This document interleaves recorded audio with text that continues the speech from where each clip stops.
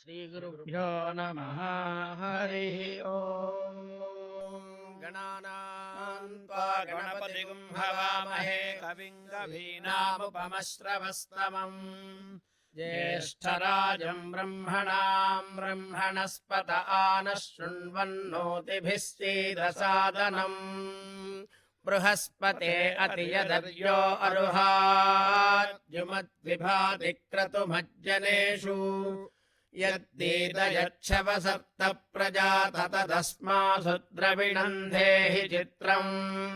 ब्रह्मा देवानाम् पदवीः कवीनामृषर्विप्राणाम् महिषो मृगाणाम् श्येनो गृध्राणादस्पधितिर्वनानागुम् सोमः पवित्रमच्चेतिरेभन् इन्द्रम् वो विश्वतस्परिहवामहे जनेभ्यः अस्माकमस्तु केवलः आर्त्रया रुद्रः प्रथमान एति श्रेष्ठो देवानाम् पतिरग्धिजानाम् नक्षत्रमस्य हविषा विधेम मानः प्रजागुम् व्रीरिषन्मोत वीरान् हेति रुद्रस्य परिणो वृणक्तु आर्द्रया नक्षत्रम् जुषतागुम् हविर्नः प्रमुञ्चमानौ दुरितानि विश्वा अपाघशगुम् सन्नुदतामरातिम् ममाग्ने वर्चो विहवेश्वस्तु भयन्तेन्द्र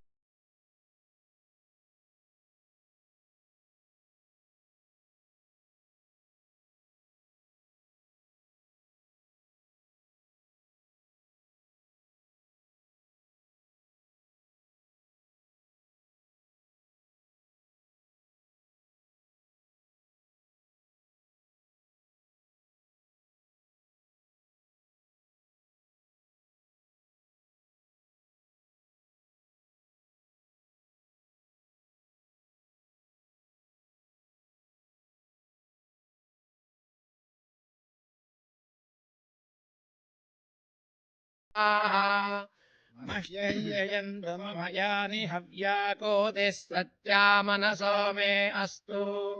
येनो मानि गाङ्गरमर्चनाहम् विश्वे देवासो अधिवोचता मे देवी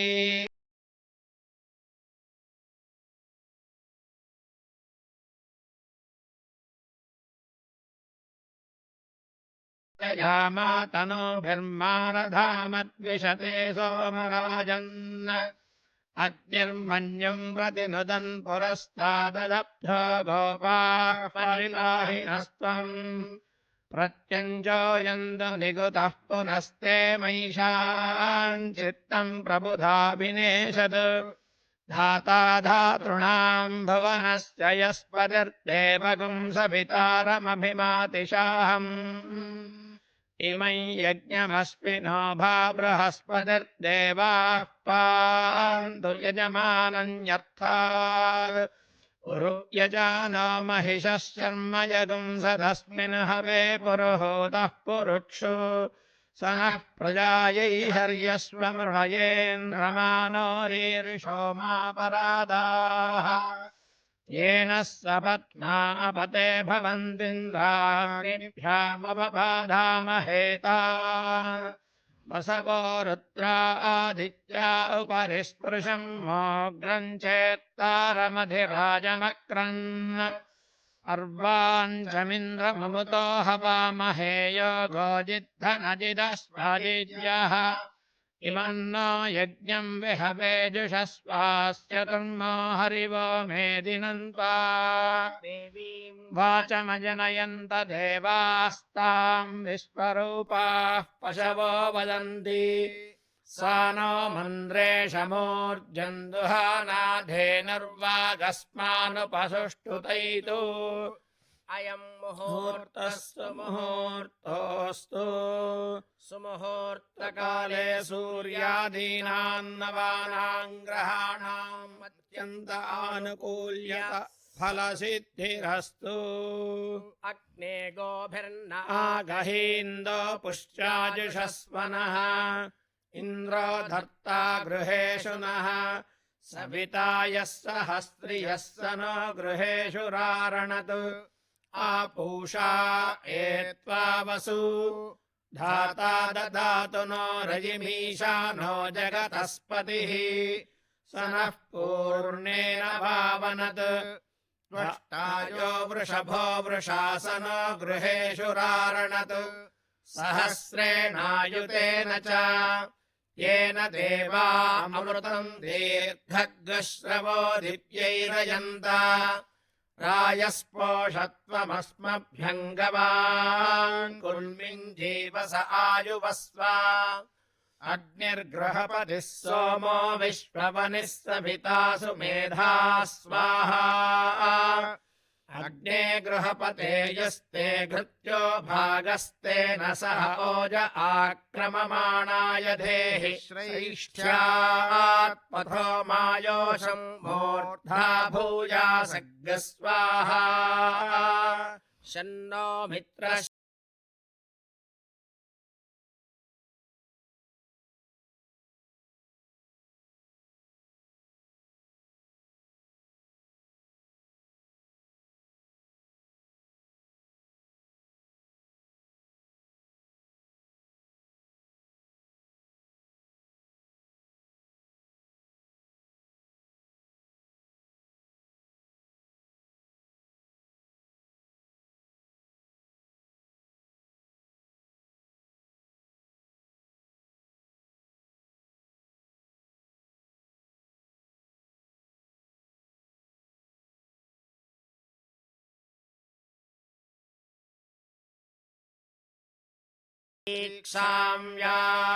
व्याख्यास्यामः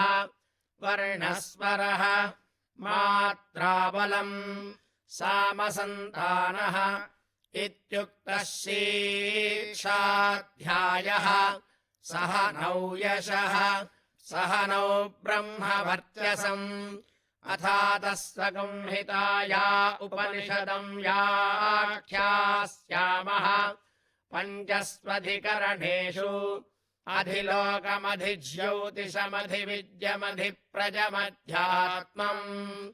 तामहासंहिता इत्याचक्षते अथाधिलोकम् पृथिवीपूर्वरूपम् द्यौरुत्तररूपम् आकाशः सन्धिः वायुः सन्धानम् इत्यधिलोकम् अथाधिज्योतिषम् अग्निः पूर्वरूपम् आदित्य उत्तररूपम् आपः सन्धिः वैद्युतः सन्धानम् इत्यधिज्योतिषम् अथाधिविद्यम् आचार्यः पूर्वरूपम् अन्तेवास्युत्तररूपम् विद्यासन्धिः प्रवचनगुंसन्धानम् इत्यधिविद्यम् अथाधिप्रजम् मातापूर्वरूपम् पितोत्तररूपम् प्रजासन्धिः प्रजननगुंसन्धानम् इत्यधिविद्यम् अथाध्यात्मम् अथराहनः पूर्वरूपम् उत्तराहनुरुत्तररूपम् वाक्सन्धिः जिह्वासन्धानम् इत्यध्यात्मम् इति महासंहिताः य एवमेता महासंहिता व्याख्याता वेदा सन्धीयते प्रजया पशुभिः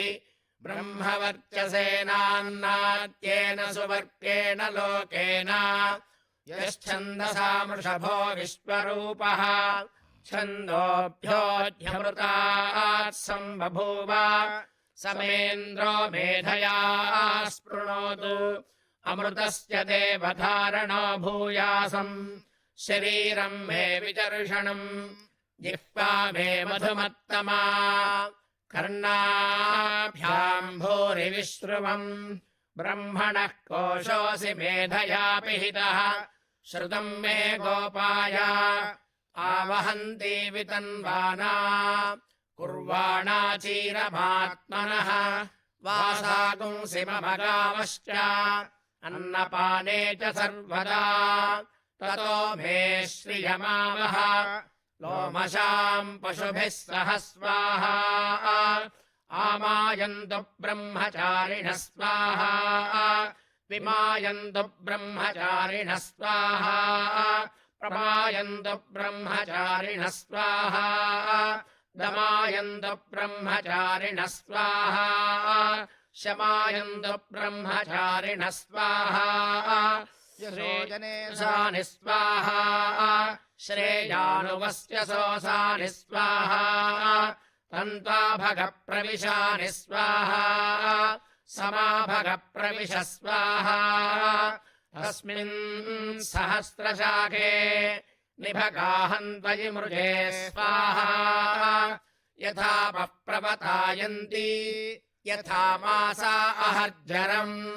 एवम् माम् ब्रह्मचारिणः धातरायन्तु सर्वतः स्वाहा प्रतिवेशोऽसि प्रमाभाहि प्रमापद्यस्व भूर्भुवः सुवरिति वा एतास्तिस्रो व्याहृतयः तासामुहस्मैताम् चतुर्थीम् माहाचमस्य प्रवेदयते मह इति तद्ब्रह्मा स आत्मा अङ्गान्यन्या देवताः भूरिति वा अयम् लोकः भुव इत्यन्तरिक्षम् सुवरित्यसौ लोकः मह इत्यादित्यः आदित्येन वाव सर्वे लोका महीयन्ते भूरिति वा अर्चः भुव इति सामानि सुवरिति यजोगुंषि मह इति ब्रह्मा ब्रह्मणा वाव सर्वे वेदा महीयन्ते भूरिति वै प्राणः भुव इत्यपानः सुभरिति व्यानः मह इत्यन्नम् अन्नेन वाव सर्वे प्राणा महीयन्ते तावा एताश्चतस्रश्चतुर्धा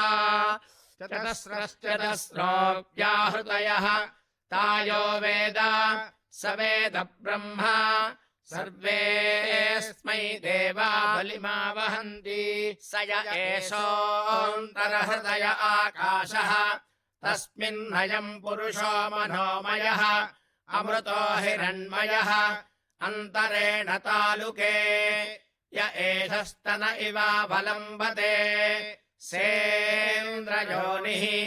यथा सौरे शान्तो विवर्तते यपोष्ट्यशीर्षकपाले भूरित्यग्नौ प्रतितिष्ठति भुव इति वायौ सुवरित्यादित्ये मह इति ब्रह्मणि आप्नोति स्वाराज्यम् आप्नोति मनसस्पतिम् वाक्पतिश्चक्षुष्पतिः श्रोत्रपतिर्विज्ञानपतिः एतत्ततो भवति आकाशशरीरम् ब्रह्मा सत्यात्मप्राणारामम् मन आनन्दम् शान्तिसमृद्धममृतम् इति प्राचीनयोग्योपास्व पृथिव्यन्तरिक्षम् ज्योर्दिशो वान्तरदिशाः अग्निर्वायुरादित्यश्चन्द्रमा नक्षत्राणि आप ओषधयो वनस्पतय आकाश आत्मा इत्यधिभूतम् अथाध्यात्मम् प्राणो व्यानोपान उदानः समानः चक्षुश्रोत्रम् मनोवाक्त्वग् चर्ममागुंसग्स्नावास्थिमज्जा एतदधिविधाय ऋषिरवोचत् पाङ्क्तम् वा इदगुम् सर्वम् पाङ्क्तेनैव पाङ्क्तग्स्पृणोतीति ओमिति ब्रह्मा ओमितीदगुम् सर्वम् ओमित्येतदनुकृतिः स्म वा अप्योश्रावयेत्याश्रावयन्ति ओमिति सामानि गायन्ति ओगुंशोमिति शस्त्राणि शगुंसन्ति ओमित्यध्वर्यः प्रतिकरम् प्रतिगृह्णाति ओमिति ब्रह्मा प्रसौति ओमित्यग्निहोत्रमनुजानाति ओमिति ब्राह्मणः प्रवक्ष्यन्नाह ब्रह्मोपाप्नवानीति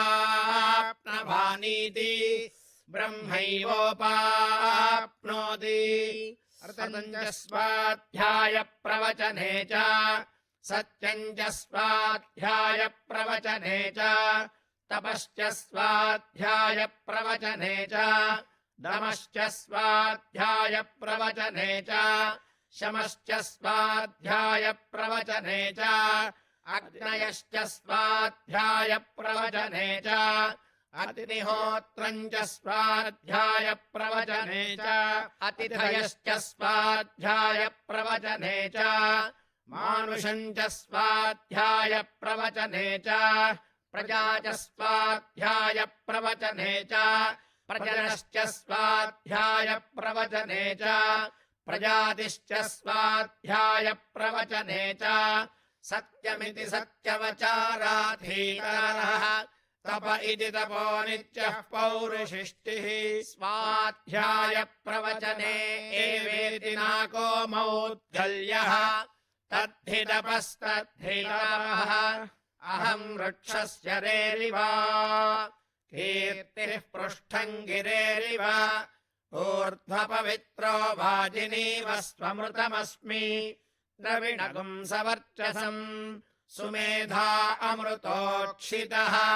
इति त्रिशङ्कोर्वेदानुवचनम् वेदमनूच्याचार्योन् देवासिनमनुषास्ति सत्यम् वद धर्मम् चर स्वाध्यायान्मा प्रमदः आचार्याय प्रियान्धनमाहुत्य प्रजातन्तुम् माप्यवच्छेत्सीः सत्यान्न प्रमदितव्यम् धर्मान्न प्रमदितव्यम् कुशलान्न प्रमदितव्यम् भूत्यैन प्रमदितव्यम् स्वाध्याय प्रवचनाभ्यान्न प्रमदितव्यम् देवपितृकार्याभ्यान्न प्रमदितव्यम्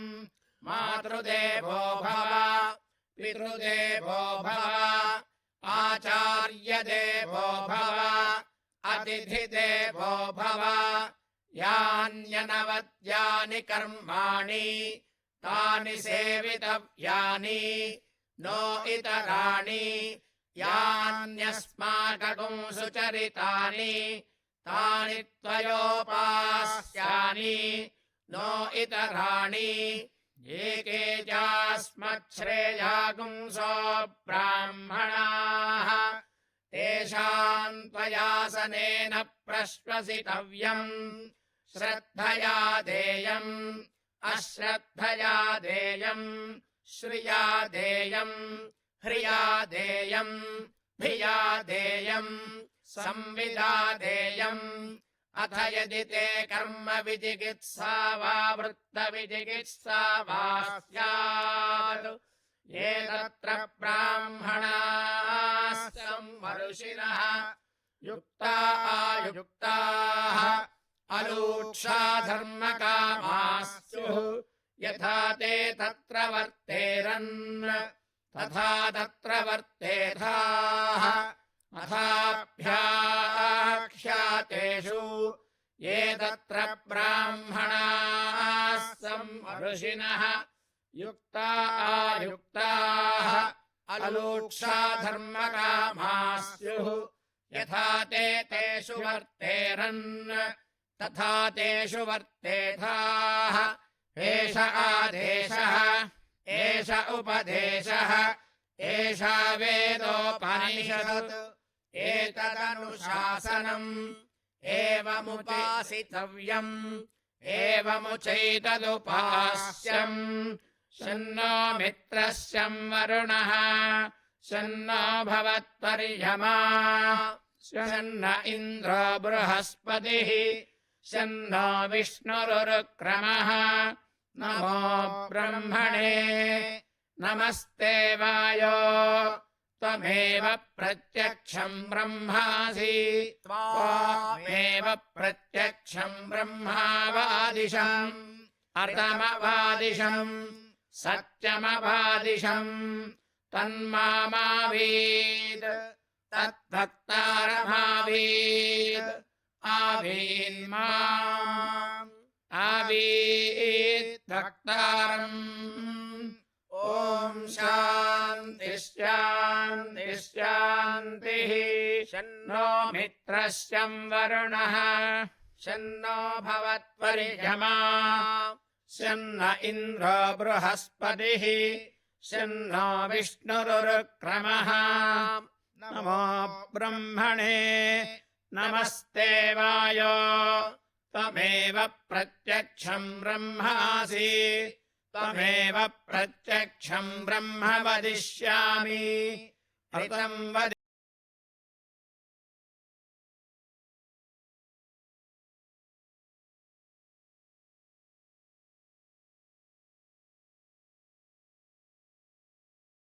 भक्तारम् ॐ शान्ति शान्ति शान्तिः इति कृष्णाजिनं कृष्णाजिनमितीति कृष्णाजिनमवाव कृष्णाजिनमितीति कृष्णाजिनमवा कृष्णाजिनमवाव कृष्णाजिनं कृष्णाजिनमवधूनोतिधूनोच्चव कृष्णाजिनं कृष्णाजिनमवधूनोति कृष्णाजिनमिति कृष्णा अजिनम् अवधूनोतिधूनोच्चवावधूनोतीम इमे धूनोच्चवावधूनोतीमे धूनोतीम इमे धूनोतिधूनोतीम एवैवेमे धूनोतिधूनोतीम एवा इम एवैवेम इम एवास्मा अस्मा एवेम इम एवास्मै एवास्मा अस्मा एवैवास्मै लोका लोका अस्मा एवैवास्मै लोकाः अस्मै लोका लोका अस्मा अस्मै लोकाः प्रीताः प्रीता लोका अस्मा अस्मै लोकाः प्रीताः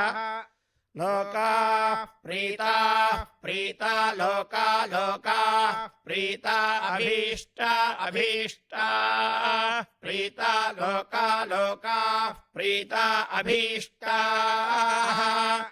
प्रीता अभीष्टा अभीष्टाः प्रीताः प्रीता अभीष्टा भवन्ति भवन्त्यभीष्टाः प्रीताः प्रीता अभीष्टा भवन्ति अभीष्टा भवन्ति भवन्त्यभीष्टा अभीष्टा भवन्ति अभीष्टा इत्यभीष्टाः भवन्तीति भवन्ति आयुष्कामः प्रजा पशुकामो वा पुरस्तात् दशहोतारमुदम् च मुपदधाति यावत्पदम् हृदयं यजुषी पत्न्यौ च दक्षिणतः प्राञ्चं चतुर्होतारम् पश्चादुदन्तम् पञ्चहोतारम् उत्तरतः प्राञ्चगुं षट्होतारम् उपरिष्टात् प्राञ्चगुं सप्तहोतारम् हृदयं यजोगुं षिपत्न्यश्च यथावकाशं ग्रहान् यथावकाशं प्रतिग्रहाल्लोकं पृणाश्च सर्वाः स्थिता देवता प्रीता अभीष्टा भवन्ति आशास्ते यजमानोऽसौ आयुराशास्ते सुप्रजास्त्वमाशास्ते सजातवनस्यामाशास्ते उत्तरान्देव यज्ञामाशास्ते भूयो हविष्करणमाशास्ते दिव्यन्धामाशास्ते विश्वम् प्रियमाशास्ते यदनेन हविषाशास्ते तदस्यात् तदर्थ्यात् तदस्मात्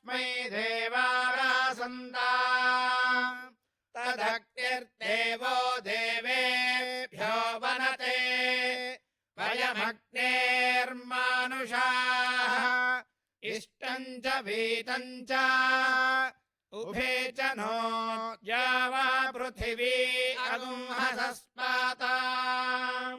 इह गतिर्वामस्येदम् च नमो देवेभ्यः शतमानम् भवति शतायुः पुरुषस्य तेन्द्रिय आयुष्येवेन्द्रिये प्रतिष्ठति सर्वेषां स्वस्तिर्भवतु।